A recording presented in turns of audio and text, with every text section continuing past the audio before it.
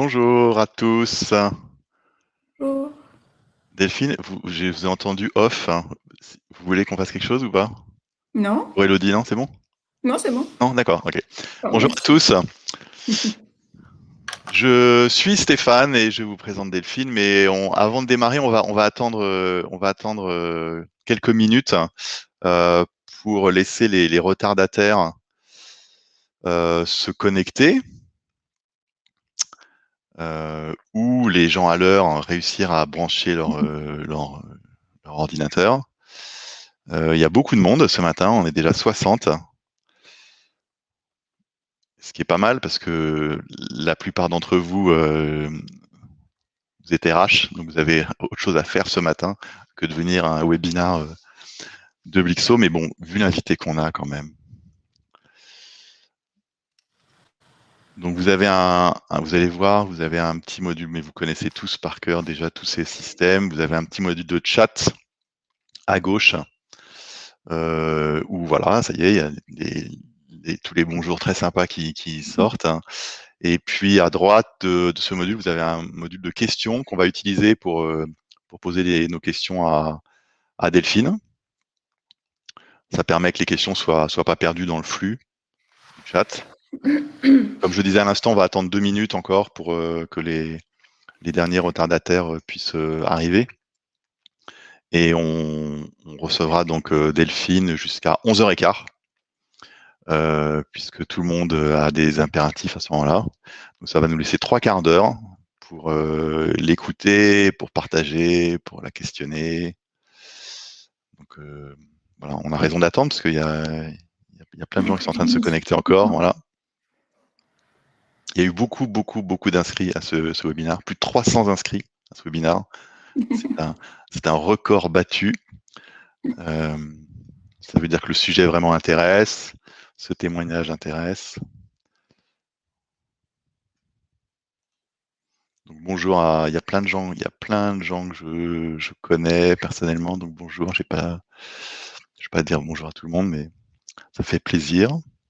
On va passer un bon moment. On va démarrer dans 2 minutes. Un métier de meubler quand même, hein.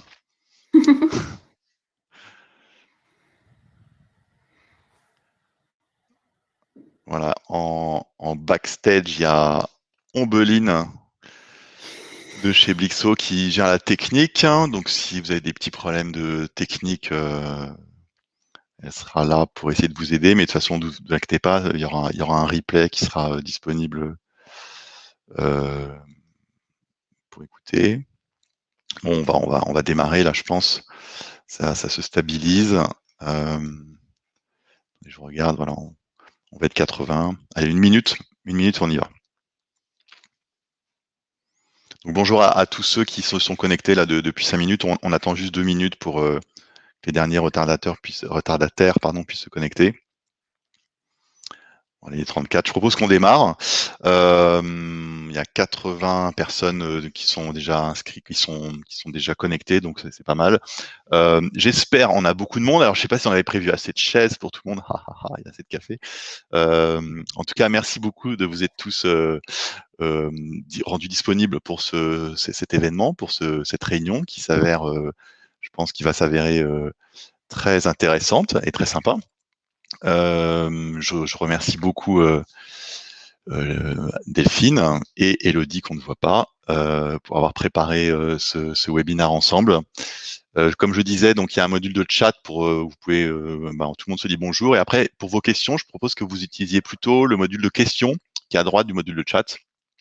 Ça évite que les questions se perdent dans le flux. Donc ce qu'on va faire, c'est d'abord Delphine, est-ce que vous pouvez vous présenter et puis présenter Célio?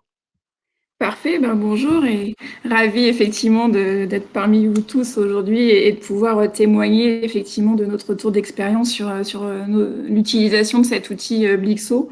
Donc moi effectivement je suis DRH aujourd'hui pour la France chez Célio. Ça fait presque 4 ans que j'ai rejoint l'enseigne. Et avant Célio, pour le coup, j'ai une expérience principalement dans le retail, dans différentes entreprises, différents secteurs d'activité. Donc pour Célio, effectivement, c'est une enseigne connue, leader aujourd'hui sur le prêt-à-porter masculin en France et avec une renommée également internationale. Donc Célio France, peut-être d'abord, c'est à peu près 2000 collaborateurs, un réseau de magasins qui est d'environ 300, un peu plus de 350 magasins, 2 tiers en fait en succursale et 1 tiers en affiliés. En France, on a également du coup le siège du groupe, puisque Célio s'est d'abord implanté en France, puis s'est développé ensuite à l'international. Et on a également nos 2 entrepôts logistiques qui desservent l'ensemble des pays du coup. On est présent dans un peu plus de 45 pays, 46 je crois précisément, plus de 1300 magasins du coup au travers le monde. Et on a du coup, alors la grande majorité pour le coup à l'international sont plutôt des magasins avec des partenaires en franchise, mais on a aussi des filiales en propre.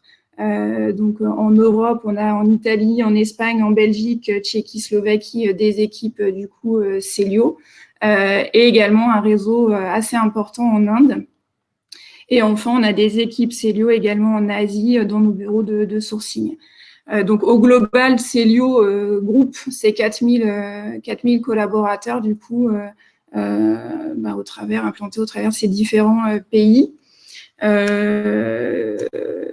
Voilà, du coup, on est un groupe familial qui a été créé par 2 frères. Et du coup, la culture d'entreprise, elle est très empreinte de cette histoire, avec vraiment une culture très paternaliste, un management très paternaliste, très familial, et des valeurs du coup très fortes et très partagées au sein du groupe, dont notamment le fait d'être à l'écoute, dans le respect, de donner envie, la simplicité, l'innovation, la performance sont les valeurs qui nous caractérisent et qui sont importantes et qu'on tente d'incarner tous au quotidien dans nos différents métiers et périmètres. Ok, merci beaucoup. Merci Delphine. Est-ce qu'on va faire un petit flashback et se replonger 2 bonnes années maintenant, je crois, en arrière? C'était printemps 2018. Voilà, c'est ça, ouais. Donc 3 ans Presque finalement. 3. 3 Ouais. ans, voilà, 3 ans en arrière. Comment t'es arrivé? Donc c'est le début de la collaboration avec Blixo, entre Blixo et Célio. Co- comment c'est arrivé? Est-ce que vous pouvez nous remettre Ouais. Oui, du coup, comme beaucoup dans le retail, les choses bougent très vite, de plus en plus vite d'ailleurs ces derniers temps. Beaucoup d'évolutions du marché, de nos métiers, auxquels nous-mêmes on doit répondre aussi et se remettre du coup vraiment en permanence en question pour s'ajuster au mieux aux besoins de nos clients, aux évolutions du marché. Et du coup, il y avait vraiment une prise de conscience à ce moment-là dans l'entreprise qu'il fallait qu'on fasse évoluer la culture d'entreprise avec une démarche beaucoup plus customer-centrique. Du coup, on avait commencé une démarche avec les équipes de vente, notamment sur tout ce qu'on appelle le NPS client et donc la mesure de la satisfaction client. Et du coup, l'idée, c'était de se dire effectivement qu'il y avait aussi besoin de ce parallèle de mesurer également la satisfaction de nos salariés en interne. Ça, c'était un premier élément de notre réflexion de l'époque. Se dire aussi qu'on a des enjeux très forts dans notre secteur et particulièrement chez Célio de digitalisation aussi, et que du coup, ça devait faire partie aussi de cette démarche à l'époque. Et puis un enjeu fort de faire bouger les lignes, de faire évoluer la culture managériale au sein de l'entreprise, de faire bouger nos organisations qui étaient trop silotées à l'époque, un peu lourdes et une culture assez descendante, on va dire, et la volonté du coup d'être dans un mode plus agile, réactif, efficace, collaboratif, transverse. Donc c'était un peu ça, on va dire, tous les enjeux de la démarche et la demande qui était formulée, du coup, le besoin à l'époque. Du coup, on s'est dit, il faut qu'on se lance dans une démarche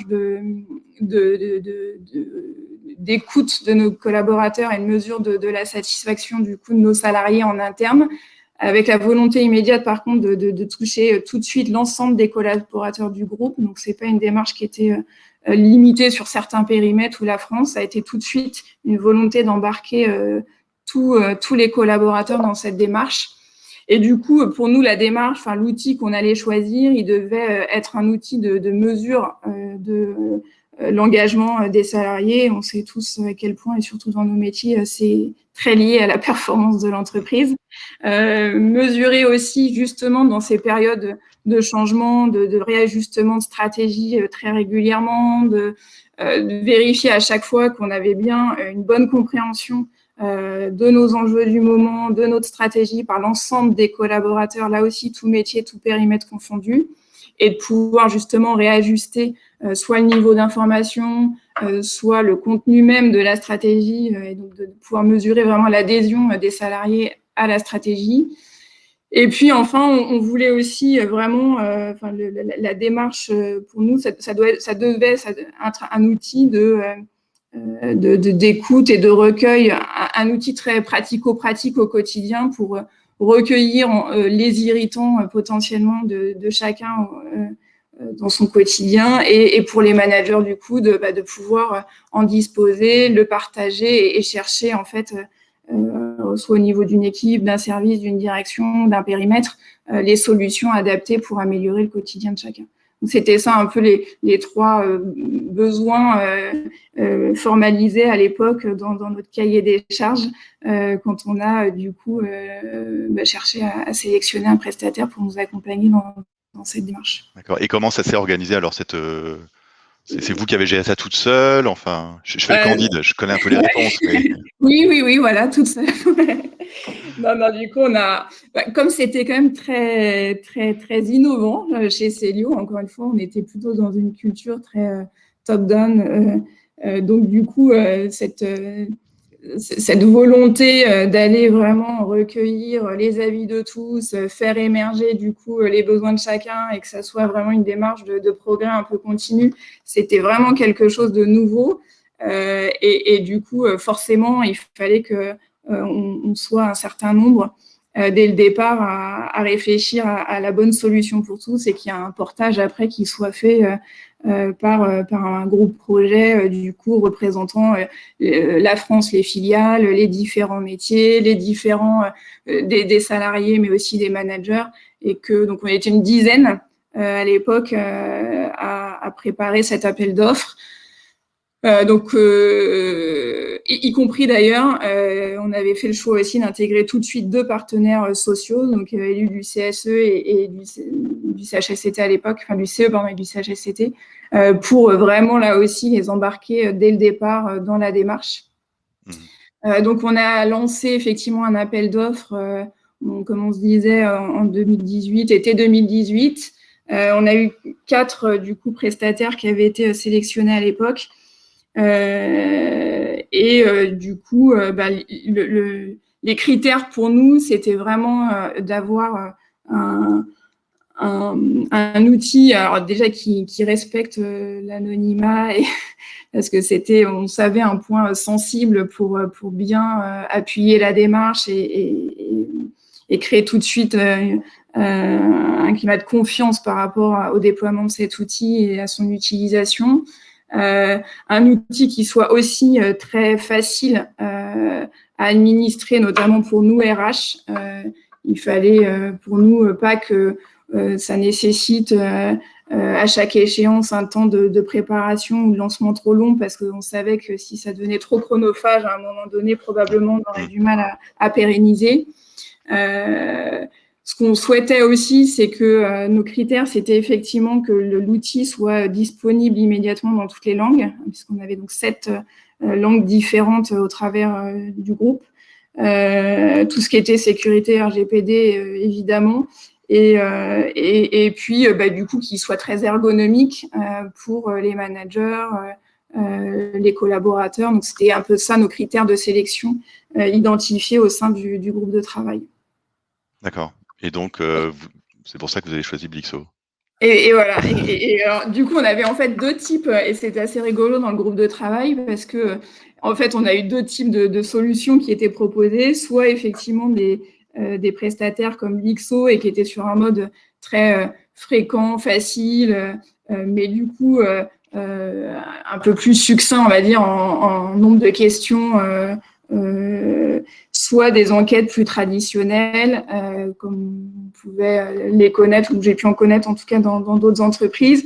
Et là, pour le coup, moins fréquente, mais effectivement avec un diagnostic assez exhaustif d'un certain nombre d'items et qui ensuite était mis dans les mains des managers pour être débriefés ensuite. Donc, il y avait un peu de logique à l'époque qui se dégageait des différents prestataires et vraiment des avis très partagés au départ au niveau du groupe de travail, puisque la démarche finalement qu'on a retenue Blixo d'être dans un outil très fréquent, rapide, etc., était au départ perçue peut-être comme un peu très innovante ou différenciante par rapport à ce ce que les uns et les autres avaient pu connaître ou pratiquer. Donc, il y avait un peu d'appréhension.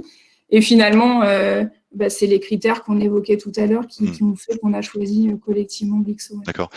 Il y a juste une question qu'on va prendre parce qu'elle est vraiment sur le sujet. Oui. Est-ce que vous aviez auparavant déjà un outil ou une démarche de recueil de remontées?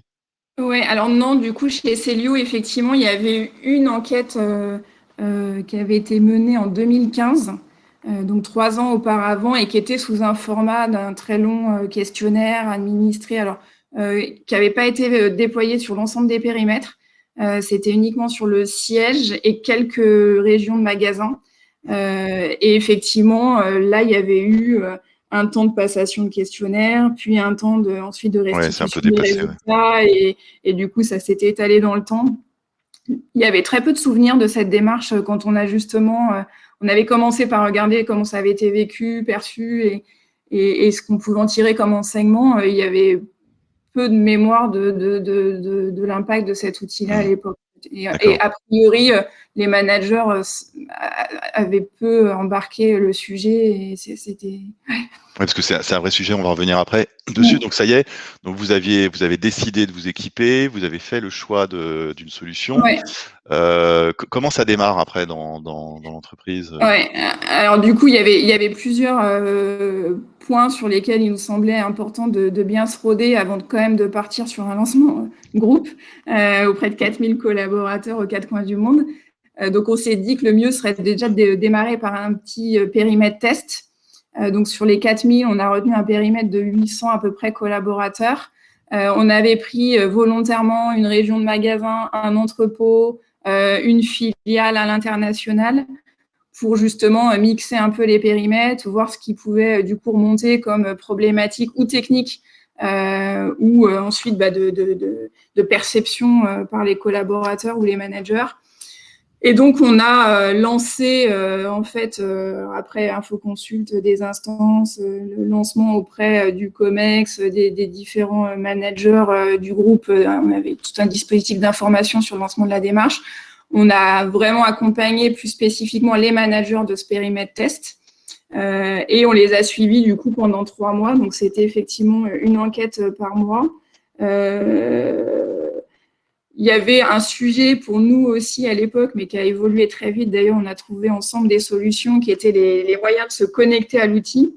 Parce qu'en l'occurrence, sur le siège, on a des collaborateurs qui ont une adresse mail professionnelle, donc qui reçoivent, en l'occurrence, chaque mois maintenant, aujourd'hui chez nous, l'envoi du questionnaire. En maximum 2 minutes, on peut y répondre. C'est vrai que notre difficulté, c'était de toucher justement les populations en magasin ou à la logistique, qui n'ont pas nécessairement tous un ordinateur, un mail professionnel.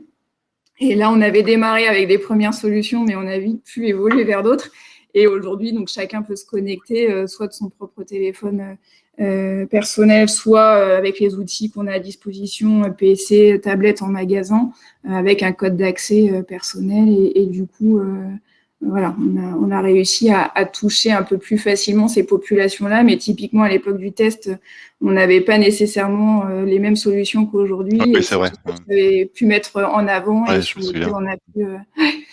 Donc voilà, du coup cette phase test, elle a été vraiment très riche. Novembre-décembre, qui est en plus une période de très forte activité chez nous et qui pouvait pas être une période de lancement. On a au contraire pris ce temps de recueillir les retours des équipes, des managers. On a regardé comment ça vivait. On en avait parlé du coup avec les équipes Blixo pour partager un peu ce retour d'expérience parce que finalement, nous, RH, comme les managers, on apprenait, on découvrait et on se formait en même temps qu'eux finalement par rapport aux questions qu'ils pouvaient avoir. Et du coup, c'est là qu'on a un peu construit ensuite tout le dispositif d'accompagnement pour le lancement qu'on a du coup fait en mars 2019. Et on avait profité de janvier-février avant cette phase de lancement pour vraiment animer des ateliers avec les managers de proximité et vraiment les accompagner dans l'utilisation de cet outil, comment se l'approprier. On est resté très ouvert sur la manière avec laquelle ensuite chacun l'animait et se l'appropriait. On a donné un peu le champ des possibles et justement pour que chacun le fasse à son rythme et en fonction de ce qu'il était capable de faire ou non, on a laissé au départ en tout cas pas mal d'ouverture sur la manière de le faire vivre à partir de mars. Donc mars, du coup, les 4000 collaborateurs avaient l'occasion et la possibilité de s'exprimer au travers. Oui, je me souviens, vous aviez fait un petit peu de com, c'était quoi? Un petit peu, pas mal même de com, vous aviez fait... Il y avait une vidéo notamment aussi, effectivement, que le groupe de travail avait donc rédigé tout le scénario, tourné avec des collaborateurs en interne pour illustrer véritablement ce que Blixo pouvait, l'outil pouvait apporter au quotidien. Dans le monde entier, je me souviens, il y avait des Indiens, c'était super. Ouais. Et Donc puis ça, vous aviez fait il me semble, de mémoire, vous aviez fait un leaflet dans les... Oui, qu'on avait effectivement distribué sur tous nos magasins, entrepôts.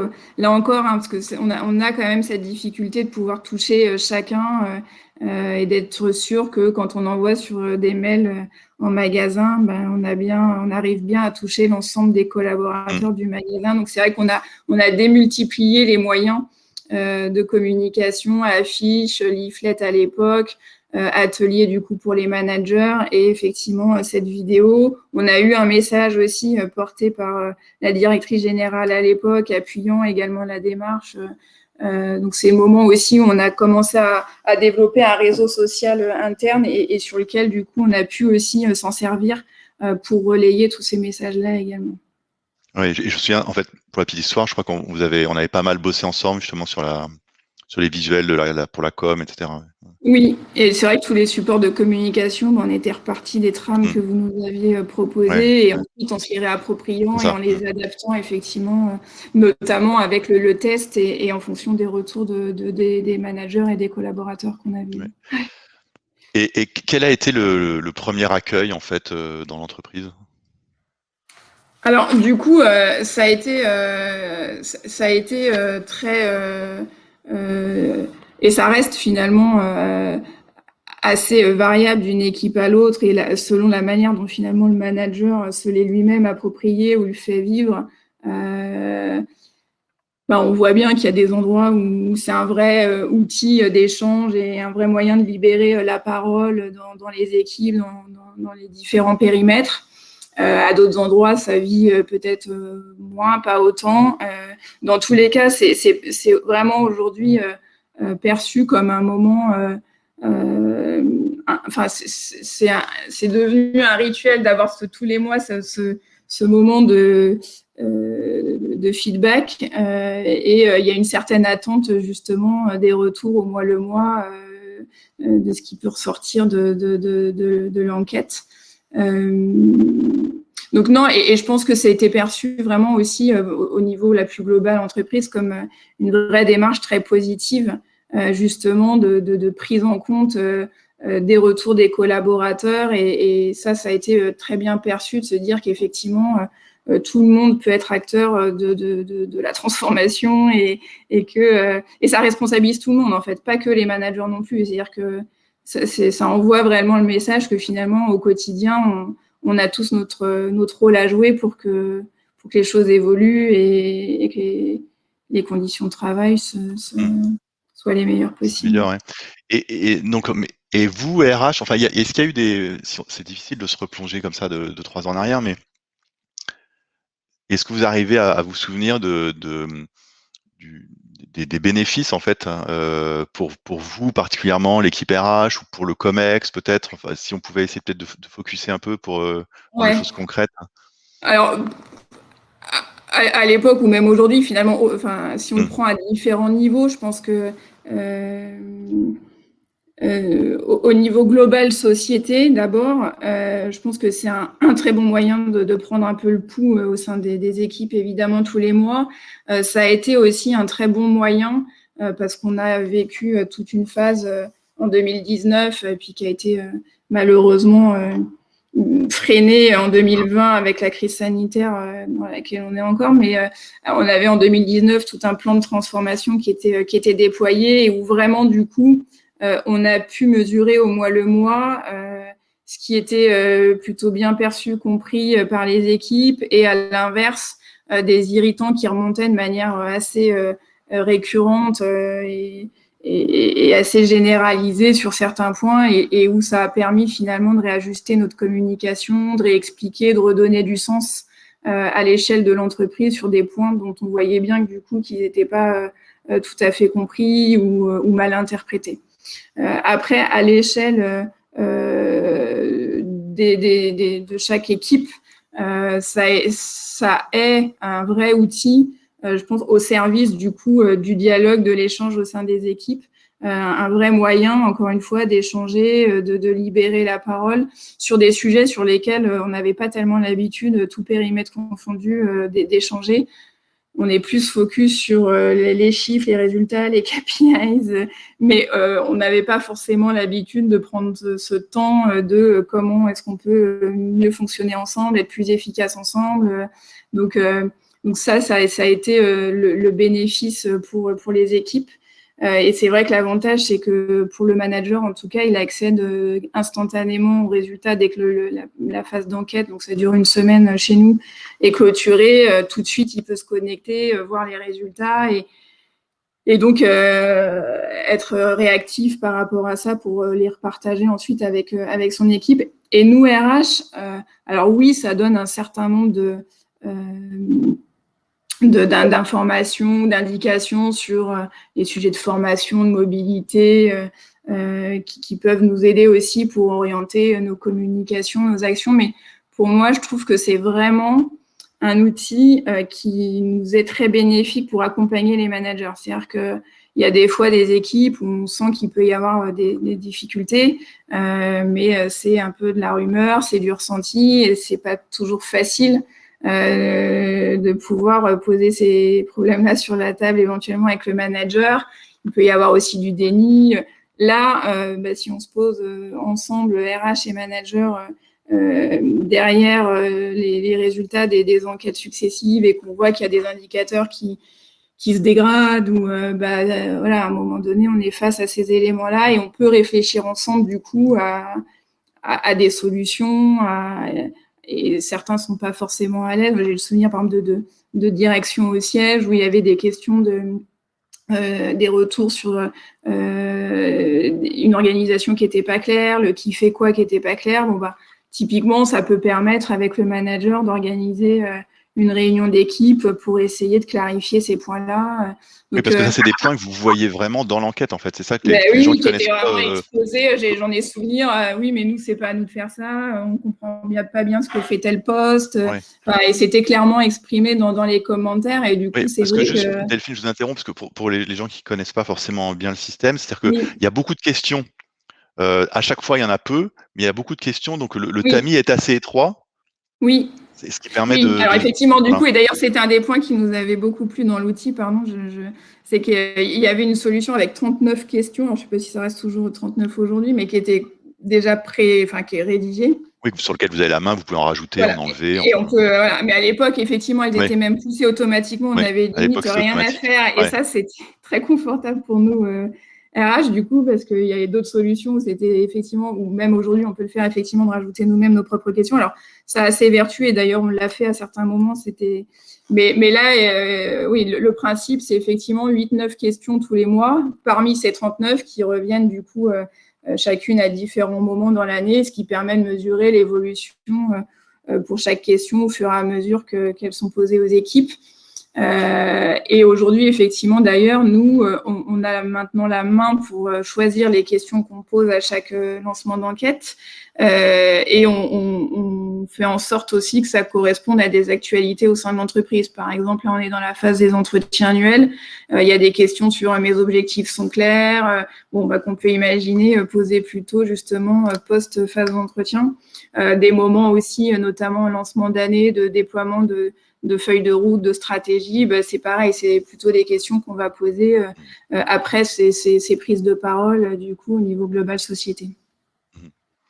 Okay. Donc, ouais, du coup, effectivement, c'est 8-9 questions, ça prend un maxi 2 minutes, et après, on voit effectivement, on a accès à un dashboard en tant que manager, nous RH aussi, qui donne les tendances sur chacune de ces questions, avec d'ailleurs des possibilités de filtre, de tri, moyennant le fait qu'on garantisse toujours l'anonymat et qu'il y ait suffisamment de répondants pour pouvoir aller les consulter. Et puis, on a des graphiques, etc., qui permettent d'observer très facilement et de manière très intuitive, finalement, les tendances et un peu les points un peu critiques, ou au contraire aussi ce qui marche très bien et sur lequel il faut capitaliser aussi. Ça fait du bien de se le dire parfois. Ouais. Okay, donc oui, pour nous, RH, c'est un vrai outil, finalement, je trouve, un peu pour être encore plus efficace dans l'accompagnement des managers et savoir peut-être encore mieux cibler les points sur lesquels il faut eux-mêmes qu'ils appuient et pour ceux qui sont pas à l'aise, de pouvoir peut-être les accompagner davantage dans ces temps de restitution avec leurs équipes en fonction des problématiques identifiées. Oui, ça permet nous aussi de prioriser et de voir qu'il y a des endroits où il faut peut-être qu'on passe plus de temps que d'autres parce qu'il y a peut-être plus de sujets aussi et de besoin d'accompagnement des équipes et des managers. Ok. Est-ce que ça vous y voyez une utilité, vous, vraiment, DRH, dans votre participation au comité de direction, au COMEX? Alors, du coup, on a, pour vraiment impliquer tout le monde et créer ce rituel, là où ça vivait très bien chez certains, pas toujours, effectivement, tous les mois. Alors, même si d'ailleurs, donc tous les mois, il y avait une restitution au COMEX et aux principaux, on va dire, N-1 au COMEX, de les résultats du groupe, les résultats du périmètre, et surtout, finalement, un extrait des principaux verbatims qui permettent aussi de bien comprendre derrière les données quantiques qui sont pas toujours, qui disent pas toujours grand-chose en soi. Ce qui est extrêmement intéressant, c'est tous les verbatims qu'on a derrière et qui permettent vraiment d'aller mettre le focus sur les points qui sont intéressants. Et on voit que c'est très sensible d'un mois sur l'autre en fonction de l'actualité de nos magasins ou de nos différents périmètres. Donc effectivement, tous les mois, on avait ce rituel, en tout cas de partage autour de ces éléments-là. Et du coup, ensuite, en cascade, chaque manager est animé ensuite dans son propre périmètre sur ces bases-là, sachant que là aussi, un point qui nous plaît bien dans l'outil, c'est qu'on a des reportings qui peuvent s'extraire extrêmement facilement et rapidement. À la fin de l'enquête, il y a des restitutions en fait préformatées qui permettent aussi très vite d'accéder à ces données et de pouvoir d'ailleurs les envoyer à son équipe et de les partager très rapidement. D'accord. Je vais prendre peut-être, je vais vous poser une dernière question et après il y a plein de questions, on va les traiter parce qu'il nous reste 10 minutes, donc ça va aller très vite. Est-ce que si c'était à refaire, vous feriez différemment? Ce qu'on se dit aujourd'hui avec le recul, effectivement, c'est que ce qui est clé, et on a une nouvelle direction générale là, depuis quelques mois et avec un DG qui est plutôt beaucoup justement sur ce sujet de la proximité terrain, du recueil du feedback, qui appuie vraiment et se sert vraiment au quotidien de cet outil et clairement c'est sûr que le portage par la direction générale, le COMEX de la démarche est clé pour que ça diffuse ensuite très vite dans l'entreprise. Après, ce qu'on se dit, nous aussi, c'est qu'on a beaucoup accompagné, on a pris beaucoup de soins, de temps, au démarrage, en tout cas, avec les managers pour qui s'approprient l'outil, lui donner du sens, avec des mises en situation, etc.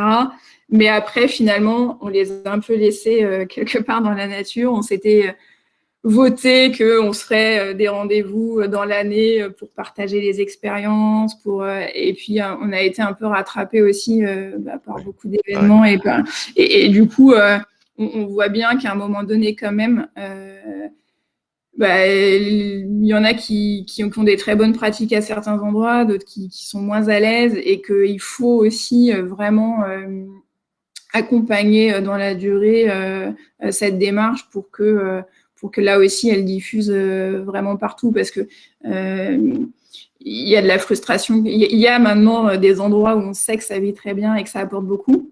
Je vois sur le siège, par exemple. Et puis, il y a d'autres équipes qui n'ont pas toujours ces temps de restitution où ça ne donne pas autant de matière à discussion. Et ça peut générer, pour le coup, aussi de la frustration de se dire « et pourquoi eux et pas nous ?» Donc, il y a un moment, il faut qu'on arrive à faire en sorte que la pratique soit encore plus homogène partout. Mais en se servant justement des bonnes pratiques et des effets positifs. Donc ça, c'est un peu l'étape dans laquelle on est aujourd'hui, où on se dit qu'il faut...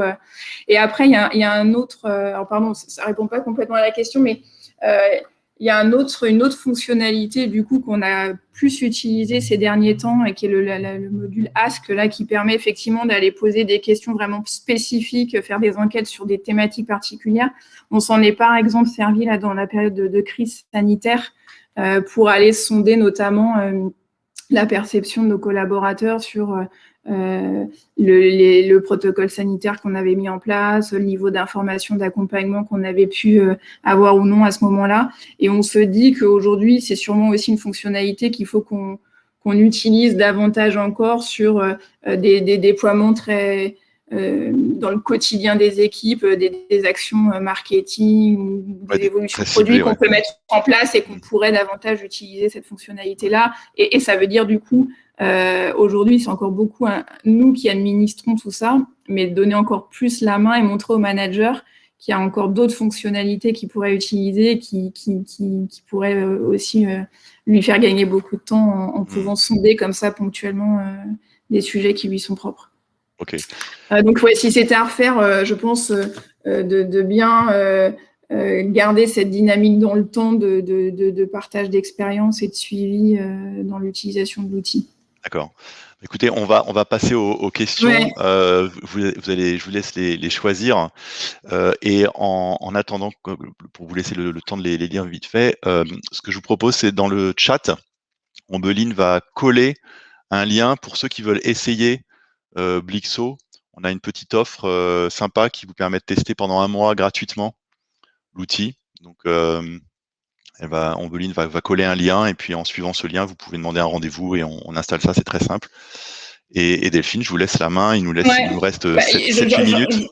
Ouais, j'en vois 2, notamment une. Avez-vous des ambassadeurs, managers, RH qui accompagnent les managers dans la démarche ? Aujourd'hui, c'est justement aussi, oui, on en a, et c'est notamment ceux qui ont été embarqués dès le début dans le groupe projet, qui restent des vrais moteurs, ambassadeurs, mais ça reste limité à l'échelle du groupe. Les RH sont beaucoup les ambassadeurs et les pilotes, mais justement, c'est un point sur lequel on travaille là pour justement répandre encore davantage la démarche, d'avoir aussi des relais, des référents, de gens qui font ça très bien et qui pourraient être un peu les mentors d'autres où ça peut être plus compliqué. Donc on n'en a pas officialisé vraiment jusque-là, mais c'est sûrement une étape à laquelle on pense et qu'on envisage. Pouvez-vous préciser des items sur lesquels vous interrogez les salariés, les questions, quelles questions ont été posées, quels irritants ont été remontés? Alors, j'ai plus... on a des sujets autour, effectivement, de la stratégie. Est-ce qu'elle est claire? Est-ce que vous êtes bien informé? Est-ce que vous adhérez? On a des sujets autour de la qualité de la relation avec le manager. Est-ce qu'il est soutien, bienveillant? Est-ce que... Il y a des choses aussi à l'intérieur de l'équipe. Est-ce que je fais confiance à mes collègues? Oui, il y a de l'entraide ou pas entre collègues. Et est-ce que les objectifs sont clairs? Est-ce que mon travail est utile et en lien avec finalement la stratégie? Beaucoup de choses sur les conditions de travail, effectivement. Tout ce qui est bien-être au travail, présence. Ouais. Bon, un peu tous les leviers de Oui, c'est ça, c'est ce l'engagement. qui fait les leviers, c'est très classique en Ouais, fait, il y a beaucoup d'études sur le sujet, c'est tout ce qui fait ouais, le levier de la motivation, quoi, pourquoi on est bien dans son travail ouais, et voilà. ouais. Il y a des aspects sur l'équité. Alors, cet item-là, il est pas facile à utiliser. Il est toujours assez faible, mais quand on se benchmark, il est un peu partout. Il y avait une question Euh, aussi qui était, est-ce qu'un questionnaire par mois, ce n'est pas trop répétitif pour les équipes? ouais. Alors ça, c'est effectivement une question qu'on s'était posée, sachant qu'on a la main hein, pour faire tous les 15 jours si on veut, tous les mois ou plus. On s'était dit, nous, que le rythme du mois était plutôt, paraissait plutôt adapté. C'est le rythme où normalement aussi, chaque manager a une réunion avec son équipe. Donc, c'est l'occasion d'en parler. 12 fois dans l'année, c'est assez régulier quand même pour que le réflexe soit pris, mais sans que ça lasse complètement les collaborateurs et le fait qu'en plus on tourne avec 8 questions parmi les 39, finalement, il y a aussi peut-être un peu moins ce phénomène de lassitude. Après, plus, il faut pouvoir avoir le temps de partager les résultats et Oui, ça dépend vraiment des seul, entreprises. Les entreprises sont toutes ouais. les semaines, tous les mois, tous les 2 Ouais. mois, tous les 15 jours. Il y a Leïla qui pose une question: Oui. «Est-ce que ça vous prend pas trop de temps en tant que RH pour accompagner la démarche avec tous les sujets que nous avons dans l'année?» Alors, justement, en fait, la grande est vraiment, oui, bien sûr, on a tellement de sujets que nous, c'était une condition absolument indispensable, c'est que l'outil soit hyper facile et très automatique finalement. Et comme tout est accessible en direct par le manager, nous-mêmes, on a vraiment quasiment pas de temps à consacrer, en tout cas, à lancer les enquêtes. Donc, ça n'est que finalement le sujet de l'accompagnement, de l'information, de la sensibilisation, mais qui, du coup, fait déjà partie de nos échanges un peu réguliers avec les managers. Donc, c'est un point parmi les autres qu'on évoque avec eux. Mais c'est vrai que vraiment, encore une fois, contrairement peut-être à d'autres dispositifs, en tout cas que moi j'avais pu connaître, le fait que l'outil soit assez automatisé et avec des reportings accessibles, etc. En tout cas, le temps qu'on y consacre, c'est que de la valeur ajoutée, du temps de conseil, d'accompagnement. Et pour moi, ça, c'est notre métier, quoi, du coup. Alors que par contre, travailler sur l'administration, les reportings, les Excel, à diffuser en X exemplaires, etc., ça, pour le coup, effectivement, pour moi, c'était pas concevable qu'on y passe trop de temps parce que on a beaucoup moins de valeur ajoutée dans cette partie-là. Et de ce point de vue-là, pour le coup, on est plutôt satisfait de la solution. Mmh. OK. Écoutez, pour finir, on peut peut-être, on a fait à peu près le tour des questions. Est-ce que, on peut juste reboucler sur, pour vous, les éléments clés, si vous aviez vraiment quelques conseils, pratiques à donner, aux gens qui nous écoutent?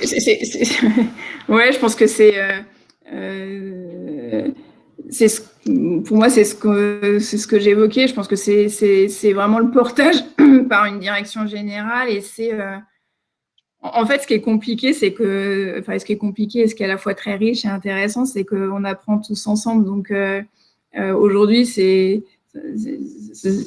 y a encore, enfin, de manière très humble, hein, plein de questionnements de notre part aussi sur le bon moyen de le faire vivre et de continuer à l'animer. Enfin, c'est vraiment une démarche très work in progress et hyper dynamique. En fait, c'est que euh, il y a des recommandations qu'on a pu faire à un moment donné et je crois qu'il faut avoir cette ouverture et cette humilité de se dire, on découvre tous ensemble Ouais. un peu le bon Oui, ça fonctionnement fait et bouger les lignes quand même un ouais, petit peu. Ouais. ouais même nous RH finalement, parce que Mmh. du coup, et c'est ça qui est difficile, c'est que faut pas que ça soit un outil RH, c'est vraiment un outil, un support pour le dialogue, l'échange au quotidien dans les équipes, dans le management d'équipe. Et en ça, du coup, les vieux réflexes qu'on a tous de quel plan d'action derrière, non, enfin, faut pas que ça soit quelque chose d'un peu trop lourd. Et au contraire, c'est vraiment le prétexte à il y a des irritants qui remontent. On avait, nous, par exemple, en décembre, plein rush d'activité, des irritants sur des connexions qui marchaient pas, des problèmes informatiques. Quand on voit que ça remonte dans plusieurs commentaires, hop, immédiatement, ça permet d'avoir cette réactivité. Enfin, c'est vraiment, pour moi, c'est un facilitateur de l'échange et du dialogue au quotidien, plus que on fait des constats, des plans d'action. D'ailleurs, c'est une façon plus agile de travailler, effectivement. Et qui nous remet en question nous-mêmes. Voilà, RH, manager, on est un peu tous embarqués dans cette démarche finalement de se questionner tous ensemble pour trouver les bons moyens d'échanger et de bien vivre aussi ces moments de restitution. C'est vrai qu'il y a quand même des managers, il y a des vrais freins pour certains à faire face à des résultats qui peuvent être perçus parfois un peu difficilement. Donc, toute cette prise de recul qu'il faut qu'on ait tous parfois. Exactement. Ok, bah écoutez, voilà, c'est ça que je voulais faire. Delphine, il est 11h15. On s'était fixé de ne pas dépasser cette heure pour vous et puis pour les participants. J'aimerais vraiment vous remercier parce que c'était un témoignage hyper intéressant, cash. Enfin, c'était super. Donc merci. Je sais que ça vous a pris un peu de temps et puis surtout aujourd'hui, ça tombait vraiment pas bien pour le coup par rapport aux annonces d'hier soir. À notre actualité. Mais j'aimerais vraiment remercier. J'aimerais remercier aussi Elodie qu'on voit pas, mais qui a beaucoup travaillé sur le sujet. Et puis j'aimerais vous remercier tous qui êtes aussi de l'autre côté de l'écran. On n'a pas entendu vos téléphones sonner, il n'y a pas eu de bruit dans la salle, c'était formidable. Merci beaucoup pour toutes vos questions. On va arrêter là. Le replay sera disponible dans quelques jours. On vous l'enverra si vous en avez besoin. Et puis, je vous souhaite à tous une très bonne journée et puis beaucoup de courage pour les prochains jours et toutes les mises en place qu'il va y avoir à faire. Merci à tous. Merci beaucoup, Delphine, encore. Merci, au revoir. Merci, au revoir.